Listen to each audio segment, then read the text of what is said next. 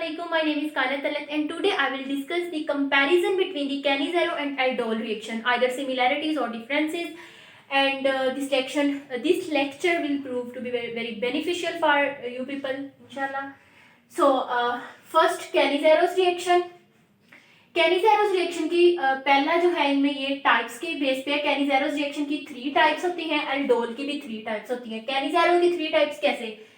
इसमें हमें पता है कि कैनिज़ेरोस और एल्डोल में पहला तो हम ये देख लें कि 2 मॉलिक्यूल्स हम लेते हैं एल्डिहाइड्स, कीटोन्स, मतलब कार्बोनाइल कंपाउंड के भी हम डिस्कस करते हैं।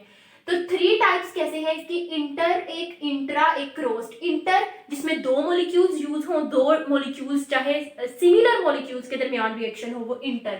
इंट्रा जिसमें एक ही मॉलिक्यूल हो और उस पर 2 फंक्शनल ग्रुप्स अटैच हो, वो इंट्रा। और क्रॉस्ड जिसमें 2 मॉलिक्यूल्स हों, दोनों पे फंक्शनल ग्रुप हो और दोनों डिफरेंट हो, एक फॉर्मेल्डिहाइड है, दूसरा बेंज़ल्डिहाइड है।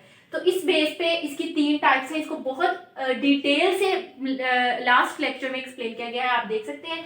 एल्डोल की भी 3 टाइप्स हैं। एक में कि एल्डिहाइड मॉलिक्यूल ले लें, दोनों ही तो एल्डोल है, दोनों कीटोन ले लें तो कीटोल है। और अगर एक एल्डिहाइड और एक कीटोन भी ले सकते हैं स्टार्टिंग मटेरियल, तो हमारा हिट्रो कहलाएगा। और हिट्रो एल्डोल कहलाएगा या हिट्रो कीटोल कहलाएगा, ये हमारी प्रोडक्ट पे डिपेंड करेगा कि प्रोडक्ट में कीटोनिक ग्रुप प्रेजेंट है तो हिट्रोकीटोल, प्रोडक्ट में एल्डिहाइड ग्रुप प्रेजेंट है तो हिट्रो एल्डोल। ओके, पहला ये था कि दोनों की 3 टाइप्स है और टाइप्स की बहुत अच्छे से एक्सप्लेनेशन इनके लेक्चर्स में दी गई है।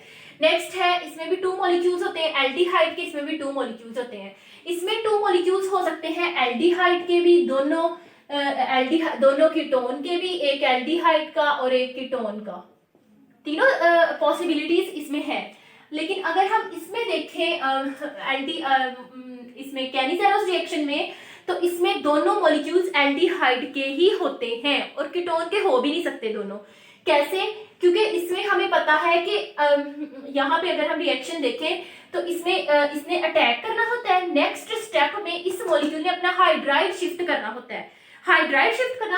अगर यहाँ पे हाइड्रोजन की जगह ये कीटोन होता तो ये दोनों हाइड्रोजन किसी ग्रुप से रिप्लेस होने थे, like methyl, ethyl, propyl, butyl, कुछ भी, तो फिर यहाँ पे वो हाइड्राइड डोनेट नहीं कर पाता। तो एक हाइड्राइड का होना मस्ट है, तो दैट्स वाई एल्डिहाइड ग्रुप का होना इसमें मस्ट है। और इसमें एल्डिहाइड और कीटोन तीनों पॉसिबिलिटीज हैं। थर्ड वन डिफरेंस इसमें ये आता है कि कैनिज़ेरोस रिएक्शन जो होते हैं वो मॉलिक्यूल्स देते हैं जिनमें अल्फा हाइड्रोजन नहीं होता। अब यहाँ पे कोई ये कार्बन है, इसके साथ कोई अल्फा कार्बन अटैच ही नहीं है, ना कोई अल्फा हाइड्रोजन है, दैट्स वाई ये देगा। एल्डोल के लिए कंडीशन है कंपल्सरी कि अल्फा हाइड्रोजन मस्ट चाहिए, तो इसमें अल्फा हाइड्रोजन, ये एसिटाल्डिहाइड का मॉलिक्यूल है, ये फंक्शनल ग्रुप है, इसके साथ वाली कार्बन अल्फा, इसके साथ वाला प्रोटॉन अल्फा, तो यहाँ पे ये अल्फा प्रोटॉन है, तो ये एसिटाल्डिहाइड एल्डोल रिएक्शन देगा। 3 हो गए। नेक्स्ट फोर्थ वन है कि कैनिज़ेरोस रिएक्शन में हम आप यूं भी इसको मेमोराइज कर सकते हैं, C for कैनिज़ेरो, C for concentrated. कैनिज़ेरो reactions में हम कंसेंट्रेटेड बेस यूज करते हैं और एल्डोल रिएक्शन में हम डाइल्यूट, एल्डोल में भी एल आ रहा है, डाइल्यूट में भी एल आ रहा है। एल्डोल रिएक्शन में हम डाइल्यूट बेस जो है वो यूज करते हैं। अब इसकी रीजन क्या है? रीजन हम देखते हैं कि अगर हम डाइल्यूट और कंसेंट्रेटेड का कंपेरिजन करें तो हम दोनों सोडियम हाइड्रोक्साइड भी ले सकते हैं। जैसे यहाँ पे मैंने हाइड्रोक्साइड लिया, यहाँ पे भी हाइड्रोक्साइड लिया है, तो इसका मतलब डिफरेंट बेस नहीं है, इसका मतलब सिर्फ उसकी कंसेंट्रेशन, मतलब सोल्यूशन बनाते वक्त हमने ज्यादा लेनी है। इसमें कंसेंट्रेशन ज्यादा कर देनी है उसकी, जो हमने सोल्यूशन बनाना है इसमें थोड़ी सी उसकी कंसेंट्रेशन कम रहने देनी है। तो अब रहने क्यों देनी है? डाइल्यूट मतलब थोड़ी वीक बेस होगी, चूंकि हमने कहा कि एल्डोल में अल्फा हाइड्रोजन जिसमें प्रेजेंट होगा वही मॉलिक्यूल्स एल्डोल रिएक्शन देंगे।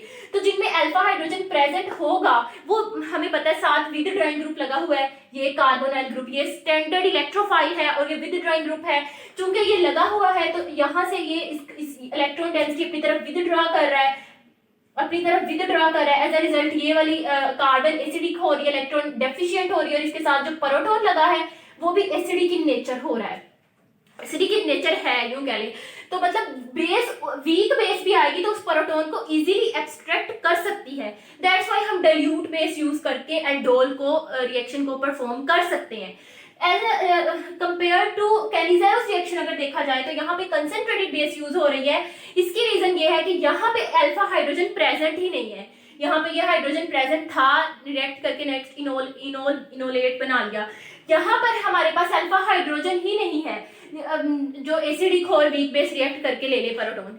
यहाँ पे उसने इलेक्ट्रोफिलिक सेंटर पे एज अ न्यूक्लियोफाइल अटैक करना है, और स्ट्रॉन्ग बेस स्ट्रॉन्ग न्यूक्लियोफाइल होती है, तो जितना स्ट्रॉन्ग न्यूक्लियोफाइल होगा उतना रिएक्शन फेवरेबल होगा और हमारी नेक्स्ट प्रोडक्ट आएगी। दैट्स वाइज हम कंसंट्रेटेड यूज करते हैं, यानी स्ट्रॉन्ग यूज करते हैं कैनिज़ेरोस के केस में। नेक्स्ट कैनिज़ेरोस रिएक्शन डिस्प्रोपोर्शनेशन रिएक्शन है। ये कौन सा रिएक्शन है जिसमें सेल्फ ऑक्सीडेशन और रिडक्शन हो।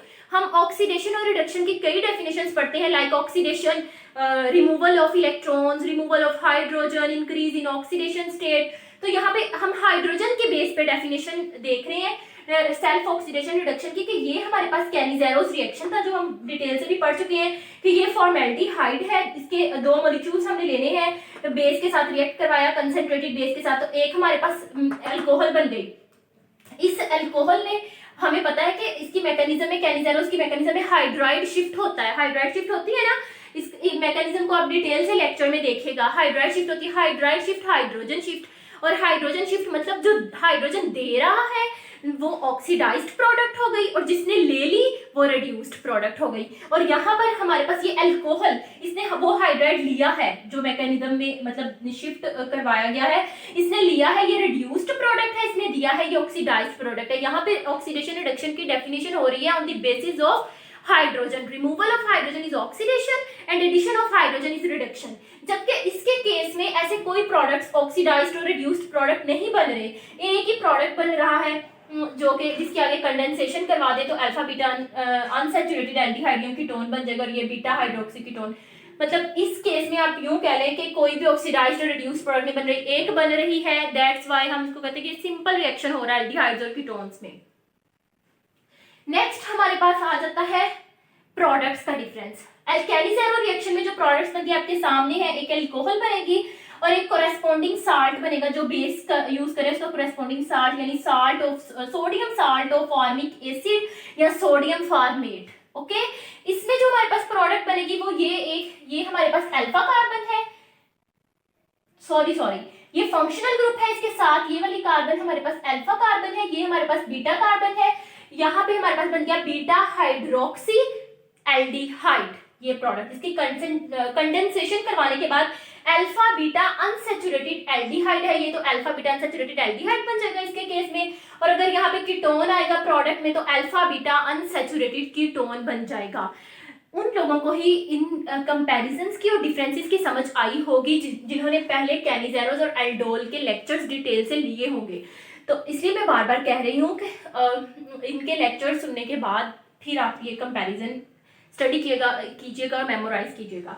उसके बाद नेक्स्ट लास्ट वन डिफरेंस जो है वो नेमिंग की बेस पे है कि कैनिज़ेरोस को जो नेम दिया गया है on the basis of the discoverer, जैसे स्टानिस्लाओ कैनिज़ेरो उसने इसको डिस्कवर किया था तो उसके नेम की बेस पे कैनिज़ेरोस का नेम था, कैनिज़ेरोस को नेम दे दिया गया। जबकि एल्डोल का जो नेम दिया गया वो on the basis of the groups present in the product.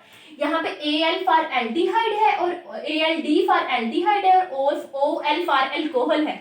और हम देख सकते हैं कि जो प्रोडक्ट बनती है उसमें OH यानी अल्कोहल फंक्शनल ग्रुप और ये एल्डिहाइड फंक्शनल ग्रुप दोनों प्रेजेंट होते हैं। इसकी बेस पे इसको नेम दिया गया है एल्डोल और इसको नेम दिया गया है उसके डिस्कवरर की बेस पे। होप सो आपको ये कंपैरिजन ठीक से समझ आया होगा। जिनको नहीं समझ आएगा ये बात लाजमी है कि उन्होंने वो लेक्चर्स पिछले नहीं लिए होंगे, पहले वो लेक्चर्स लेने के बाद इसको सुनिएगा और मेमोराइज करिएगा। Hope so you understand it well. If you have any query you can ask in the comment section. Thank you very much.